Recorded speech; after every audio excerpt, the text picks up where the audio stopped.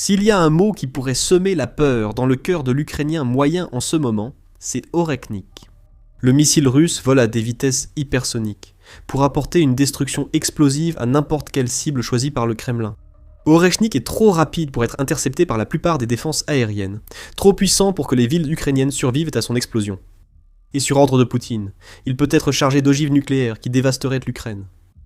S'il atteint la bonne cible en quelques jours, Orekhnik était passé de menace mondiale à plaisanterie. Pourquoi le soi-disant missile imparable de Poutine vole à l'aveugle, ce qui en fait un échec? Cela pourrait finir par être plus un handicap qu'une menace pour l'Ukraine. Vous ne sauriez pas tout cela juste en écoutant la Russie.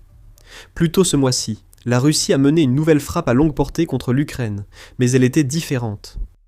Outre les drones et missiles habituels utilisés par la Russie, une autre arme, que Poutine décrit comme atteignant près de Mach 10, était aussi présente. Ce symbole de la puissance militaire russe a été déchaîné contre l'Ukraine, visant spécifiquement la ville de Lviv lors d'une frappe qui a eu lieu le 9 janvier et a été confirmée le 10 janvier. Et Lviv, qui se trouve à la périphérie ouest de l'Ukraine et qui est aussi proche de la Pologne qu'une grande ville ukrainienne puisse l'être, était un choix symbolique pour l'utilisation d'Orekhnik par Poutine. Voici une ville au superbe mélange de style classique d'Europe centrale et d'influences occidentales. Située à la limite du territoire de l'OTAN, Lviv a été frappée car Poutine voulait avertir l'Occident. Un nouveau missile russe pourrait détruire des villes de l'OTAN d'une simple pression sur un bouton. Le Kremlin a aussi déclaré que Lviv avait été ciblé pour des raisons pratiques. Après la frappe sur Lviv, le ministère russe de la Défense a déclaré avoir détruit une cible clé dans la ville. Dans la nuit du 9 janvier, le ministère a déclaré que le système de missiles sol-sol mobile Orekhnik avait mis hors service l'usine de réparation d'aéronefs de l'état de Lviv. Mais le ministère russe cachait quelque chose. Nous le révélerons plus tard dans la vidéo. Mais vous aurez un indice, grâce à ce que nous avons appris sur Orekhnik depuis la frappe russe du 9 janvier. Il s'avère que l'arme inarrêtable, qui ressemble plus à une météorite qu'à un missile, si l'on en croit Poutine, présente un défaut grave et potentiellement fatal. Elle frappe fort et se déplace vite, mais Orekhnik est si mal conçue qu'elle pourrait voler à l'aveugle. C'est ce qu'affirme United 24 Media, qui indique qu'une analyse des débris d'Orekhnik retrouvés à Lviv a révélé que le missile ne possède pas le type de système de guidage nécessaire pour diriger indépendamment ses multiples ogives vers leur cible. En d'autres termes, la Russie peut diriger Orekhnik vaguement vers l'endroit où il doit aller. Mais le missile, qui est classé pour transporter plusieurs véhicules de rentrée à ciblage indépendant, ou MERVS, arrive, il les largue, et la Russie espère que tout se passera bien. Une analyse partielle provient du canal Telegram militaire russe, qui a publié ses conclusions le 18 janvier. Une étude des restes du missile Orekhnik, présentée après le 8 janvier 2026, ainsi qu'un réexamen des débris de 2024, a conduit à la conclusion que le missile du système ne possède pas de module de désengagement individuel, IDP, rapporte le canal Telegram. Un élément clé du puzzle MERV manque, comme vous le verrez bientôt. Au lieu de ces IDP, l'Orekhnik utilise apparemment un compartiment d'instruments scellés, souvent présent dans les armes de l'Institut de technologie thermique de Moscou. Ces compartiments ne servent pas au guidage. Ils stabilisent les ogives, mais ne les dirigent pas, en combinant un compartiment d'instruments avec un système d'orientation de l'ogive assisté par fusée, ce qui semble être une façon sophistiquée de dire cela. Les fusées de l'Orekhnik visent grossièrement une cible, produisant un missile rapide mais imprécis. Les ogives ressemblent aux pods non guidés classiques, mais contiennent une cassette avec 6 ogives de 6 éléments chacune, comme le montrent les images de l'utilisation du missile. Militaire. La Russie déclare que l'Ukraine doit rester prudente face à cette puissance de feu. Restez avec nous, nous expliquerons comment l'Ukraine se prépare à d'éventuelles frappes Orekhnik russes. Avant cela, revenons sur l'idée d'un MIRV sans système de guidage pour ses ogives et pourquoi c'est une mauvaise idée. Le concept même d'un MIRV est de transformer un seul missile en un géant capable de frapper plusieurs cibles, qui peut anéantir plusieurs positions en une seule frappe. Les MIRV existent depuis un moment, donc la Russie n'aurait pas eu de mal à installer un système de guidage pour chaque ogive, non ? Le Centre pour le contrôle des armements et la non-prolifération indique que les MIRV, créés dans les années 1960, permettent à un missile de frapper plusieurs cibles. Un système de guidage efficace pour ces ogives est essentiel. Le but d'une frappe de missile, MIRV ou non, est de permettre à une force militaire de livrer rapidement et précisément des munitions sur une cible.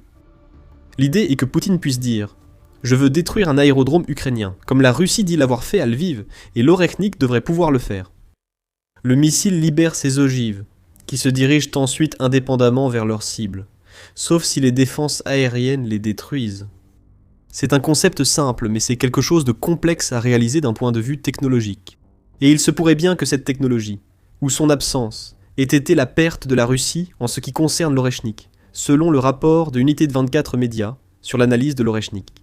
Le missile prétendument révolutionnaire de la Russie n'est pas l'avancée technologique que Poutine et ses alliés affirment. Le média indique que des journalistes ont vu les composants du système de navigation inertielle du missile Orekhnik, utilisé par le missile et non par les ogives. Certains de ces composants portaient des codes de fabrication suggérant qu'ils ont été produits en 2018, ce qui laisse supposer qu'ils étaient destinés à un programme d'armement antérieur avant d'être intégrés de force dans le missile Orekhnik. C'est censé être une merveille de la technologie moderne. Militani ajoute sa propre analyse, en notant que les experts ukrainiens, qui ont présenté ces pièces aux journalistes, ont précisé qu'ils n'ont constaté aucune preuve d'avancée technique fondamentalement nouvelle. L'Orekhnik, par exemple, utilise des tubes électroniques à vide de l'époque soviétique. Selon leurs caractéristiques, il s'agirait de critrons, utilisés comme interrupteurs électroniques rapides, mais il pourrait aussi s'agir de résonateurs haute fréquence, selon la source. Tout cela est bien beau, mais l'Union soviétique s'est effondrée en 1991, ce qui soulève une question évidente.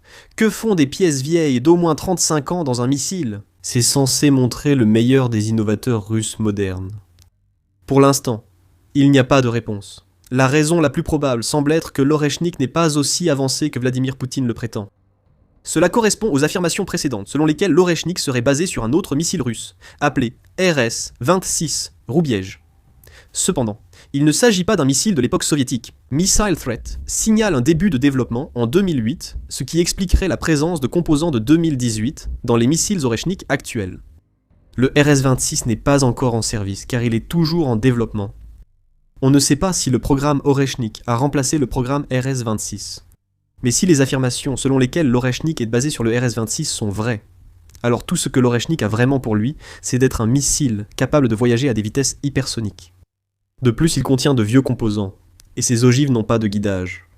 En combinant ces deux facteurs, on peut douter du niveau de menace réelle de l'Orekhnik, notamment concernant sa capacité à mener des frappes précises.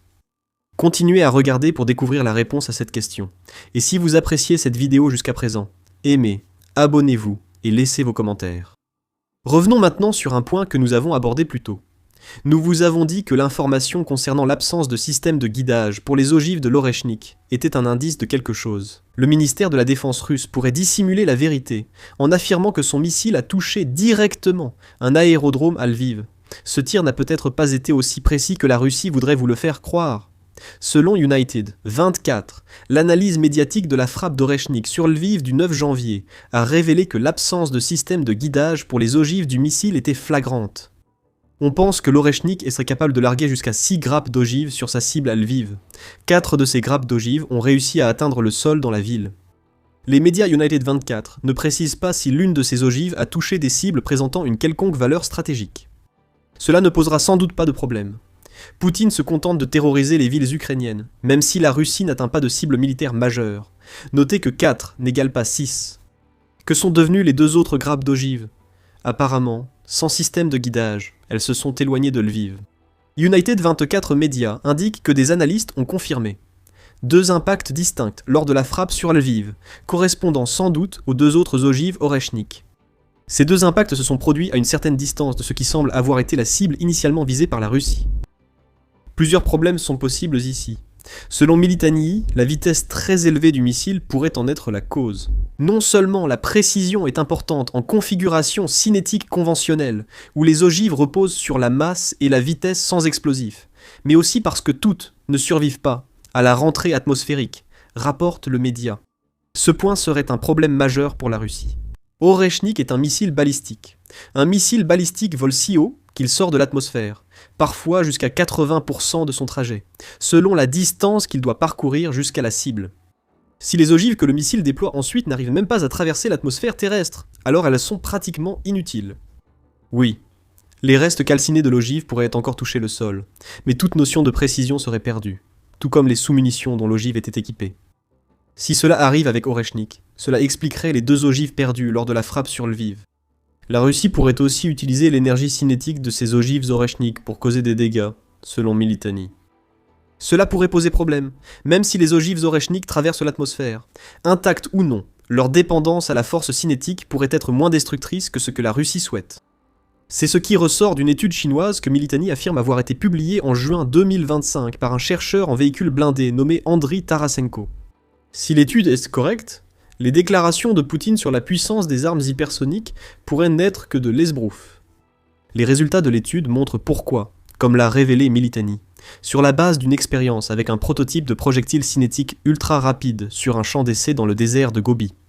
Une tige de tungstène pesant 140 kg et se déplaçant à 4650 mètres par seconde a frappé la surface, formant un cratère parabolique de 3 mètres de profondeur et de 4 mètres de diamètre selon le média. Les auteurs de l'étude sont en train de découvrir. Nous avons besoin d'un peu de contexte ici. 4650 mètres par seconde, c'est environ Mach 100, 35 soit Mach 35 de plus que le Mach 10 qu'a revendiqué Poutine pour Oreshnik en novembre 2024. Et avec toute cette vitesse, une tige de tungstène de 140 kg, soit 308 livres, n'a réussi qu'à créer un cratère de 30 mètres de profondeur et un peu plus de 4 mètres de large. C'est seulement quelques pieds de plus dans chaque direction que le rover Curiosity de la NASA, que la NASA elle-même décrit comme étant de la taille d'un petit SUV. Vous ne voudriez pas recevoir une barre de tungstène de 140 kg tombée de l'espace. Mais ce cratère ne montre pas la puissance de destruction d'une ville que Vladimir Poutine a voulu associer à Oreshnik. Maintenant, voici quelque chose d'intéressant. Si l'on suppose que les affirmations selon lesquelles Oreshnik serait basé sur le missile RS-26 russe sont vraies, cela signifie que nous pouvons également faire quelques suppositions sur la taille des ogives d'Oreshnik. Selon un article publié en janvier 2025 par Métadéfense, le RS-26 possède des sous-munitions pesant entre 30 et 35 kg. Cela représente moins d'un quart du poids de la tige de tungstène de l'étude chinoise citée. Il n'est pas clair si moins d'un quart du poids signifie également moins d'un quart du cratère d'impact. Équiper des ogives explosives augmenterait sûrement la force d'une frappe Oreshnik, si ces ogives survivent à l'atmosphère terrestre.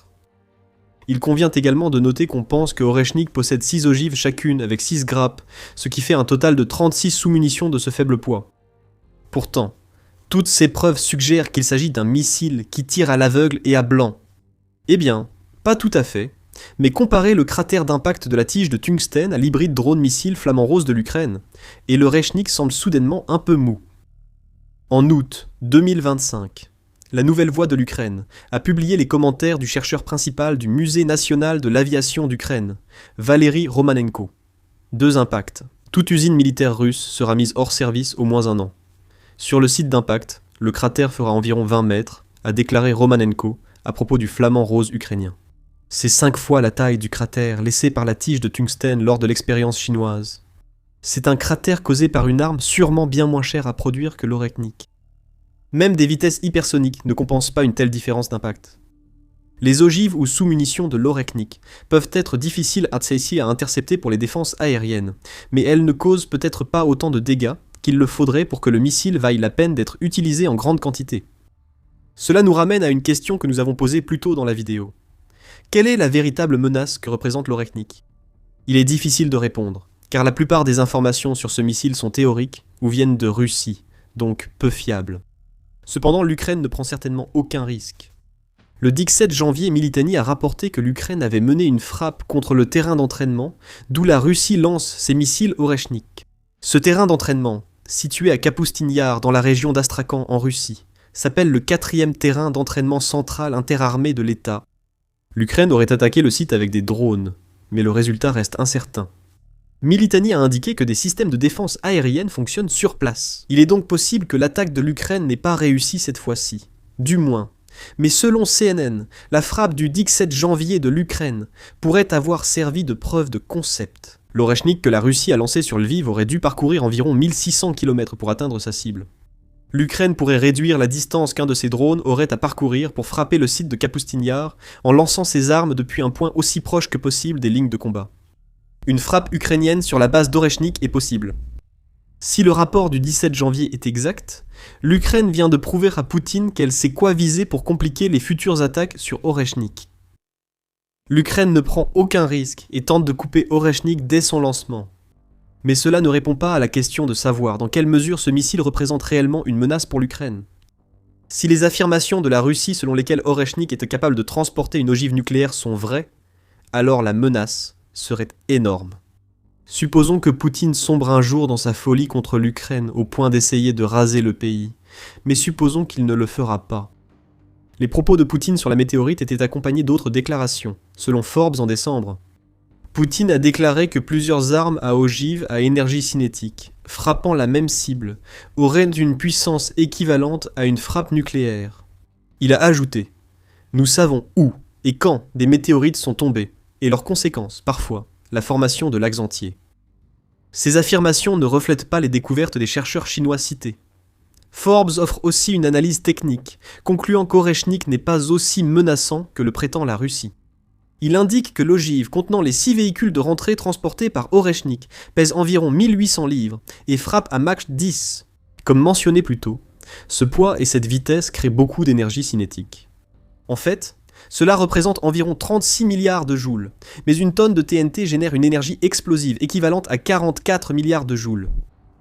Selon Forbes, un Oreshnik avec une ogive cinétique délivre une force équivalente à une bombe de 2000 livres en tenant compte du poids total de l'ogive à l'impact, pas seulement des sous-munitions. C'est destructeur, mais la Russie bombarde déjà l'Ukraine avec des armes provoquant une telle force, voire plus. En ajoutant une précision douteuse, il semble de plus en plus que la Russie a construit ce système elle-même. Une bombe planante à destination de l'espace, pour laquelle assez proche, semble suffire en matière de précision. La Russie utilise probablement Oreshnik, surtout pour faire pression sur l'Ukraine et l'Occident, plus que pour causer de vrais dégâts à l'Ukraine. La fondation Jamestown a souligné dans un article du 13 janvier que le point de frappe de Lviv avait probablement été choisi. Oreshnik pourrait donc servir d'exemple aux ennemis de la Russie, c'est une arme psychologique. Cette arme ne paraît pas vraiment pratique, surtout si ces ogives volent à l'aveugle. Le coût exact de fabrication d'un missile Oreshnik par la Russie est inconnu, mais il serait environ de 30 millions de dollars l'unité. Si tel est le cas, alors Oreshnik privilégie la posture à la praticité, la vitesse à la substance. Un missile doté d'une ogive aveugle qui oblige la Russie à compter autant sur la chance que sur la précision pour mener une frappe réussie. Néanmoins, Poutine essaiera quand même d'affirmer que l'Ukraine ne peut pas arrêter ce qui arrive avec l'ascension d'Oreshnik. Mais Poutine a ses problèmes internes. Cet hiver pourrait être fatal pour l'économie russe, en grande partie à cause de l'Ukraine. Inarrêtable, c'est le terme qui résume le mieux l'avenir de la Russie. Découvrez pourquoi dans notre vidéo. Si vous avez aimé cette vidéo, abonnez-vous à The Military Show pour d'autres reportages sur les vraies histoires des armes de destruction massive supposées de la Russie. Merci de votre attention.